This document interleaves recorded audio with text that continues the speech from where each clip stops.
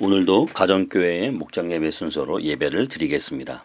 이제 식사 시간 마치고 올리브 블레싱의 순서를 가지겠습니다. 제 아들 성현이를 대신해서 성현이가 이번 한 주 동안 감사했던 일을 말씀드리겠습니다. 이번 주 성현이가 감사한 일은 친한 친구를 사귄 것입니다. 그 친구의 이름은 김조은인데요. 아주 사이좋게 지내고 있습니다. 성현이의 기도 제목은 김조은 친구와 친한 사이로 잘 지내는 것입니다. 여러분들의 자녀들은 어떤 기도 제목이 있습니까? 이 시간 우리 목장에서 자라나는 자녀들을 위해서 기도하겠습니다.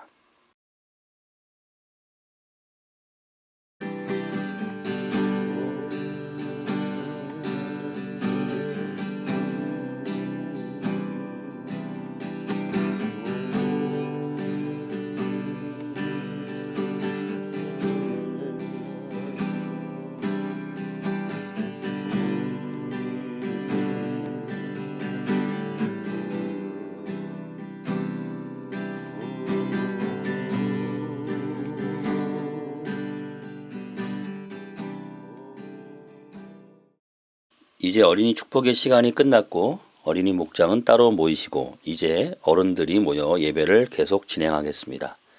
찬양 하나님이시여를 부르겠습니다.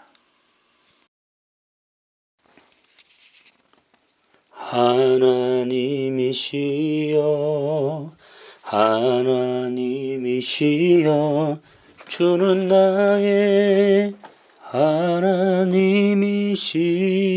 하나님이시로다.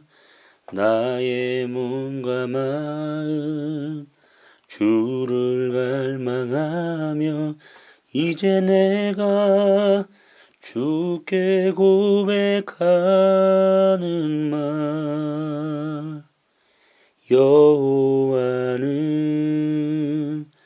나의 힘이요 여호와는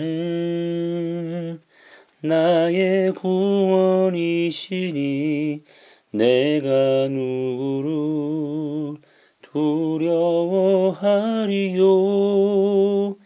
여호와는 생명의 피난처시니 주의 인자가 생명보다 나음으로 내 입술이 여호와를 찬양하리. 내 평생에 주를 찬양하며 주의 이름으로 내 손 들리라.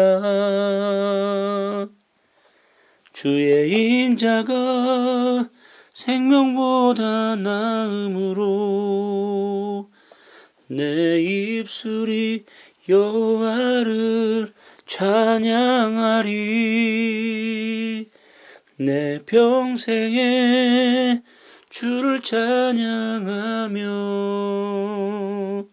주의 이름으로 내 손 들리라. 주의 이름으로 내 손 들리라. 지난주 말씀을 요약하겠습니다. 지난주 말씀은 죄에 대한 첫 번째 성경의 정의였습니다. 성경에서 죄는 무엇이다라고 정의하는 구절이 세 군데 있는데 지난주에는 요한일서 3장 4절에 죄를 짓는 사람마다 불법을 행하는 사람입니다. 죄는 곧 불법입니다. 는 구절을 생각해 보았습니다.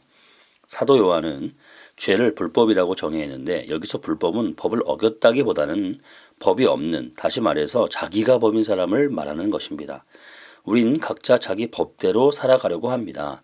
나의 법에 맞지 않으면 남을 비방하거나 상처를 또 받기도 합니다. 심지어는 하나님까지 비난하거나 또 하나님한테 상처를 받습니다. 우리는 나의 법을 버리고 예수님의 법, 성령의 법을 쫓아 살아가야 합니다. 이번 주 말씀은 죄에 대한 성경의 두 번째 정의입니다. 예수님의 동생 야고보는 죄에 대해서 이렇게 정의합니다.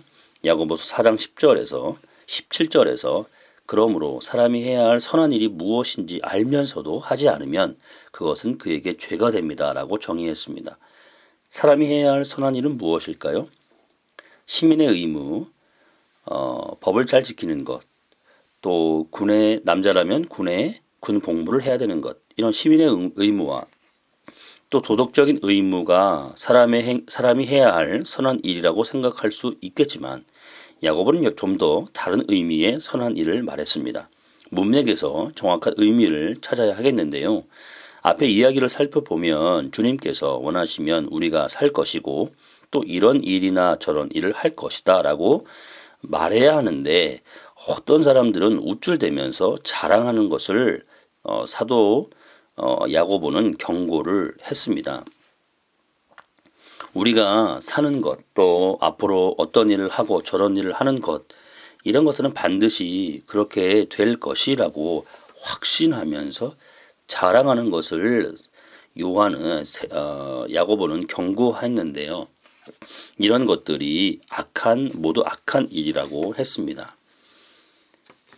그러니까 야고보가 말하는 선한 일이란 장래가 하나님께 달려 있다는 것을 아는 것인데 그렇지 않고 장래가 자기에게 달려 있다고 확신하는 것, 이것이 죄라는 점을 밝히고 있는 것입니다.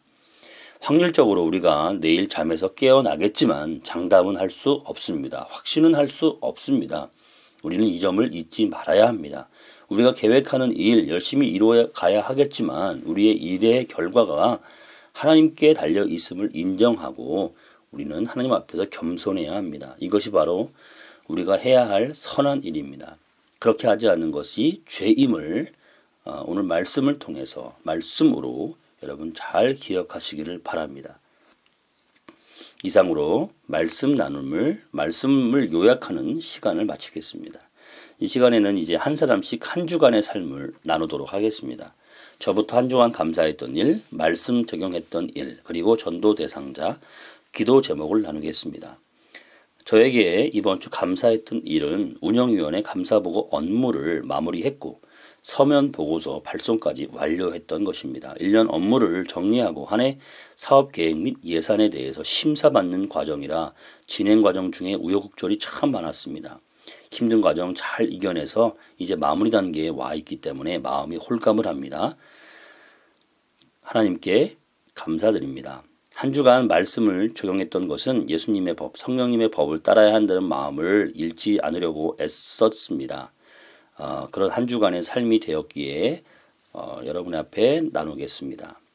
제가 복음을 전하고 싶은 대상자는 제가 담당하는 환자분들입니다. 기도하면서 성령님께서 주시는 마음의 소원을 찾겠습니다. 또 한 분은 저희 장인 어르신입니다. 장인 어르신에게 복음을 전할 수 있도록 힘쓰겠습니다.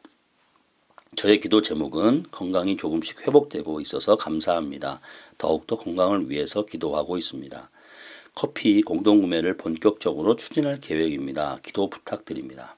이제 목장 식구들의 전도 대상자의 이름을 가지고 또 기도 제목을 놓고 다 함께 기도하겠습니다.